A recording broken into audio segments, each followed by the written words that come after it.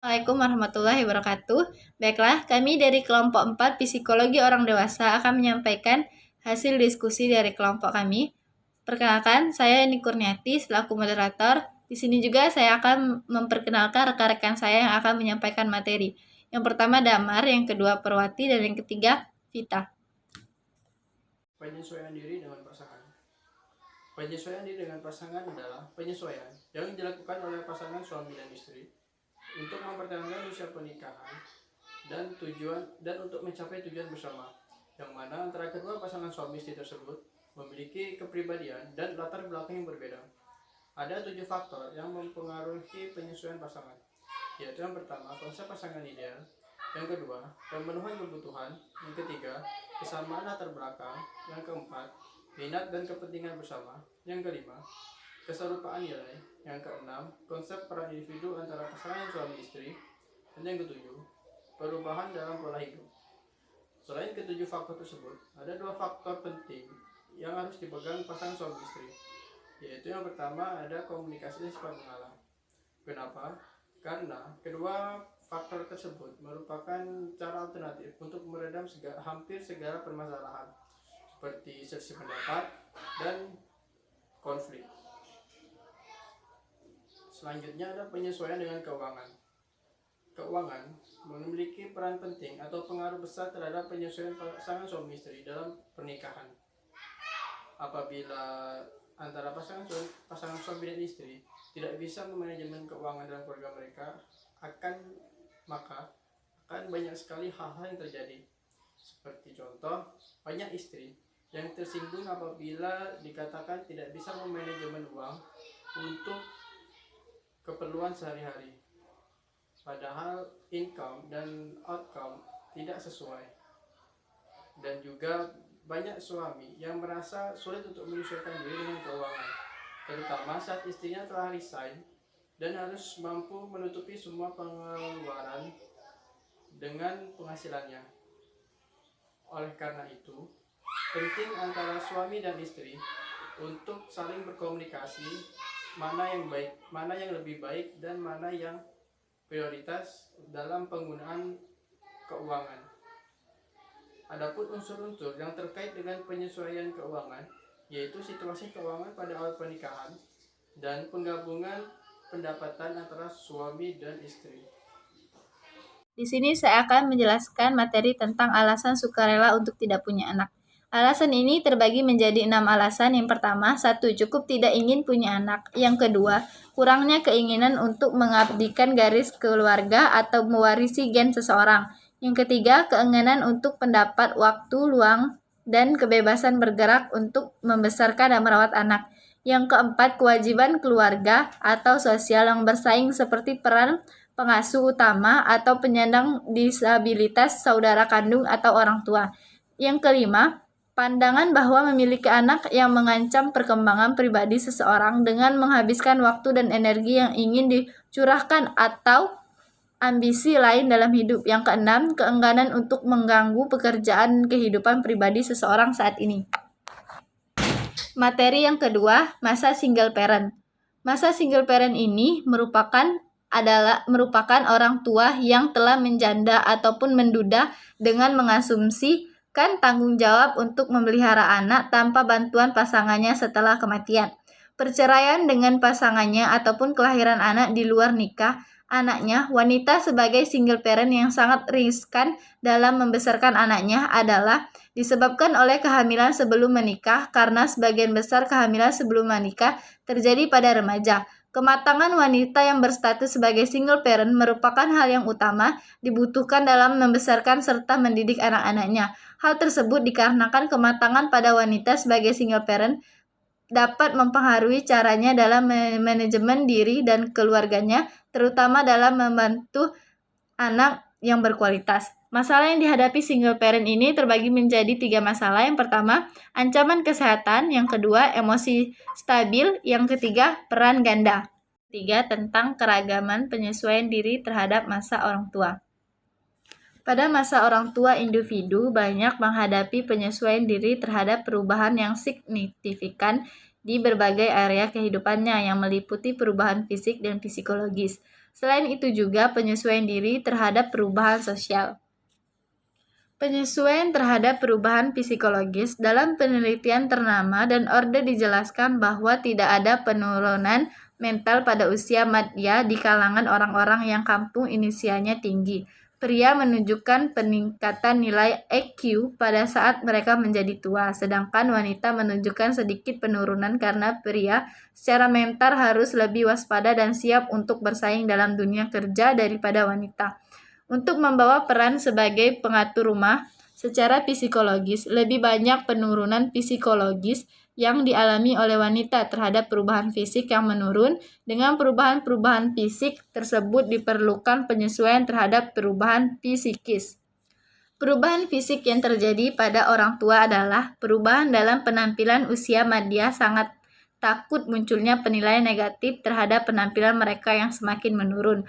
Perubahan dalam kemampuan indera, perubahan yang paling merepotkan dan nampak jelas adalah perubahan pada fukdin mata dan telinga.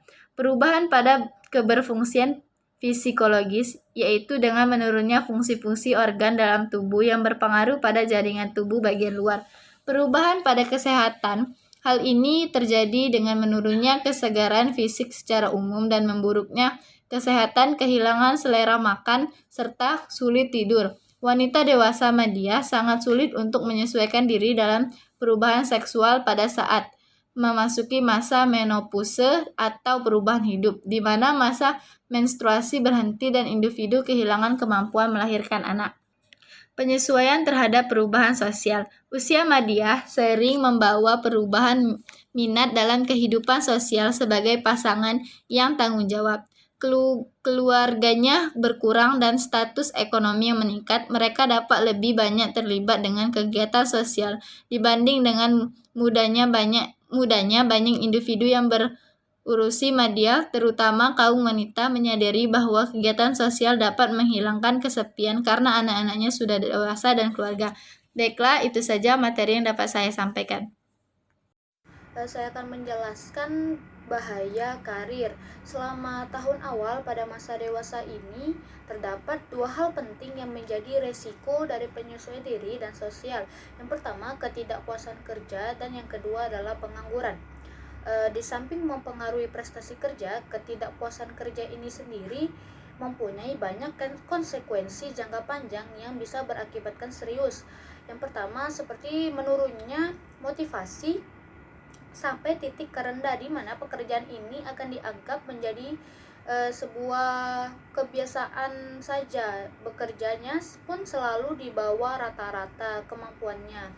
Dan yang kedua adalah bahwa pekerja mengungkapkan keluh kesahnya dan memperoleh reputasi sebagai pengeluh ataupun sumber kegaduhan terhadap pekerjaan ke pekerjaan lainnya. Dan yang ketiga adalah bahwa akan timbulnya sikap terhadap kerja dan orang-orang yang berwenang saja.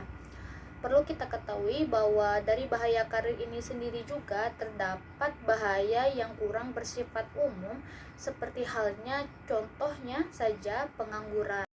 Materi perkawinan. Perkawinan ini merupakan hubungan permanen antara laki-laki dan perempuan yang diakui sah oleh masyarakat bersangkutan sesuai dengan peraturan perkawinan yang berlaku. Tujuan dari perkawinan ini sendiri membentuk sebuah keluarga. Tujuan lainnya seperti mendapatkan keturunan, meningkatkan derajat atau status sosial baik perempuan ataupun laki-laki, mendekatkan kembali hubungan yang renggang antar keluarga ataupun kerabat dan sebagainya. Menurut jumlah suami atau istri, perkawinan ini dibagi menjadi dua. Yang pertama, monogami, merupakan perkawinan antara satu orang laki-laki dan satu orang perempuan. Yang kedua adalah poligami, yaitu perkawinan antara satu orang laki-laki atau satu orang wanita yang menikah lebih dari satu orang laki-laki atau juga satu orang wanita. Poligami ini sendiri dibagi menjadi dua jenis. Yang pertama, poligini, yaitu seorang laki-laki yang memiliki atau menikah dengan wanita lebih dari satu. Dan yang kedua, poliandri, seorang istri yang bersuami lebih dari satu. Selanjutnya, hidup melajang. Hidup melajang ini merupakan pilihan individu terhadap kehidupannya, biasanya dilalui sebelum menikah.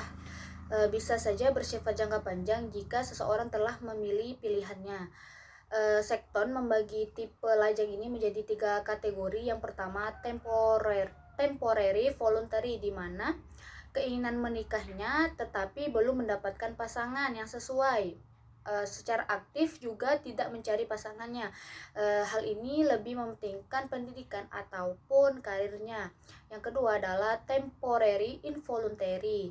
Keinginan menikahnya sudah ada dan mencari pasangannya secara aktif tetapi belum mendapatkan pasangan, sehingga menundanya sementara dan mencari pernikahan dengan prospek yang lebih cerah ke depannya.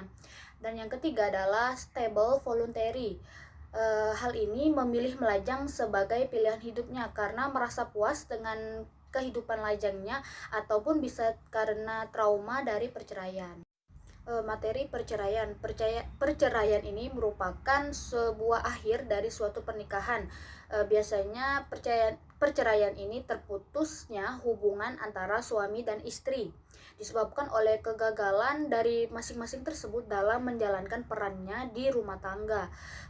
Perceraian ini dipahami sebagai akhir dari ketidakstabilan perkawinan antara suami istri yang kemudian mereka hidup terpisah dan diakui secara sah oleh hukum.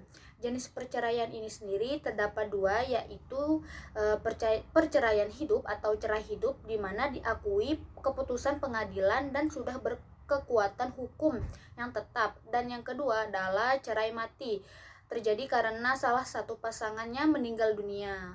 Materi kawin lagi ataupun menikah lagi. Menikah lagi ini merupakan proses menjalin hubungan suami istri dengan pasangan baru yang sebelumnya sudah pernah melakukan pernikahan. Maka dibutuhkan adaptasi antara kedua belah pihak ini dalam menjalin kehidupannya yang baru. Mereka ini sama-sama memiliki keinginan untuk mendambakan pasangan yang bisa merawat, yang bisa menjaga, melepaskan rasa kesepian ataupun kekosongan mereka, dan mendambakan ketenangan dalam beribadah serta kenyamanan dan kebahagiaan diri di usia lanjut bersama pasangan dan keluarga. Saya akan menjelaskan tentang keberhasilan, prestasi, kepuasan, serta penyesuaian pribadi. Keberhasilan ditandai dengan tidak adanya rasa benci, lari dari kenyataan atau tanggung jawab, dongol, kecewa, atau tidak percaya pada kondisi dirinya. Kehidupan ditandai dengan tidak adanya rasa cemas yang menyertai rasa bersalah, serta rasa keluhan terhadap nasib yang dialaminya. Adapun prestasi, keinginan untuk maju dan berhasil bagi kaum remaja sangat besar dan umumnya terus dibawa sampai ia masa dewasanya. Ada banyak stereotip tentang keberhasilan antara pria dan wanita. Tentang keberhasilan kegagalan pria dan wanita dalam pekerjaan yang dihubungkan dengan jenis kelamin.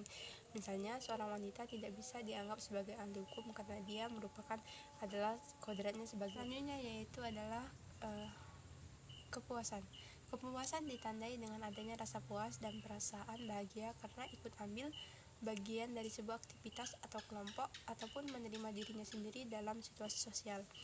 Sedangkan penyesuaian pribadi adalah kemampuan individu untuk menerima dirinya sendiri sehingga tercapai hubungan yang harmonis antara dirinya dengan lingkungan sekitarnya. Individu tersebut menyadari sepenuhnya siapa dirinya sebenarnya, apa kelebihan dan kekurangannya, dan mampu bertindak objektif sesuai dengan kondisi dirinya sendiri. Itulah hasil diskusi dari kelompok kami. Apabila ada pengucapan kata yang salah, saya mohon maaf. Kepada Allah saya mohon ampun.